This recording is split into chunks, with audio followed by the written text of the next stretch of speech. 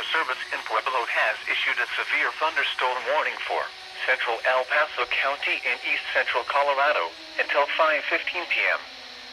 At 4:45 p.m., a severe thunderstorm was located over eastern Colorado Springs, moving southeast at 15 miles an hour.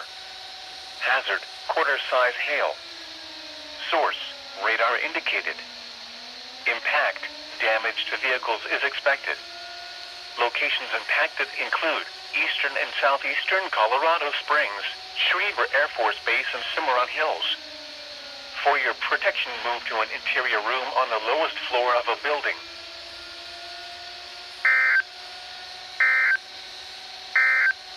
That's the siren from over there. Our siren is right there. It's Central El fast Paso County in east central 2D22. Colorado.